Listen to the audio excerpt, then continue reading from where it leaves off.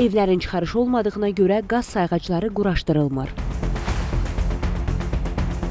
İmişlinin Kürd Mahmudlu kəndi təbii qazla təmin olunsa da, həmin yaşayış məntəqəsinin bir hissəsi bu yanacaqdan istifadə edə bilmir. Mənzillərin girişinə qədər qaz xətləri çəkilsə də, bir çoxu qazla təmin edilməyib. Sakinlər deyirlər ki, bunun səbəbi onlara məxsus mənzillərin çıxarışının olmamasıdır. Qazı gətirib, çəkib qapımıza, bu gün o qazdan istifadə eləməyə, qaza qoşmağa, həyətimizdə ailəmizi qazla, evimizi qazla təmin eləmək imkanımız yoxdur. Kupça yoxdur, deyil, bəli, bizə qaz çəkilmir. Kupça ilə bağlı qazı çəkmirlər, kupça da düzəlməsi mümkün deyil, yəni.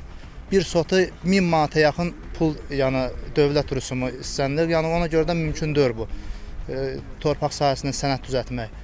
Bütün insanları, yəni təkcə bizim kənd deyil, qonşu Xəlfəli kəndində də belə problem var.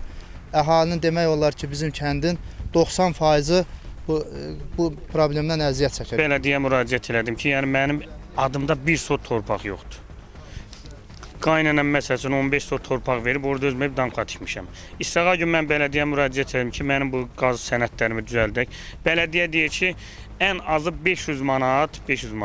Elə bir ki, o bələdiyyə torpağına 2 sot şəhər torpaq oradan ayıraq, 2 sota 1000 manat pul verməsən, əlavə hər birinə 400 manat elə bir xərc çəkməsən, 1800 manat. Mən xərc çəkməliyəm. Məsələ ilə bağlı kənd bələdiyyəsinin sədri Qədim Əhmədov Xəzər xəbərə bildirdi ki, 1996-cı ildə torpaq islahatı zamanı bəzi sakinlərin torpaq sahələri təsərrüfat başına uçot kitabında 12 sot əvəzinə 20 sot kimi adlarına qeyd edilib. Lakin əlavə həyətyanı kimi istifadə etdikləri torpaq sahələri onların mülkiyyətində olmayıb. Həmin torpaq sahələrində sonradan evlər tikilib və ora bələdiyyə torpağıdır. Bələdiyyə torpağının sənədləşdirilməsi alqı-satqı qaydasında aparılmalı və vətəndaşın mülkiyyətinə çıxarış verilməlidir. Ondan sonra qaz və işıq sistemləri çəkilə bilər. Bu barədə vətəndaşlarla ətraflı söhbət aparılıb, bələdiyyə torpaqlarının idarə edilməsi haqqında mövcud qanunvericiliyin tələbləri onlara izah olunub. Qeyd edilən məsələ ilə bağlı da sakinlər kənd bələdiyyəsinə heç bir rəsmi müraciət etməyiblər. Elməddin İsmailov, Aytən Fehruz, Xəzər xəbər.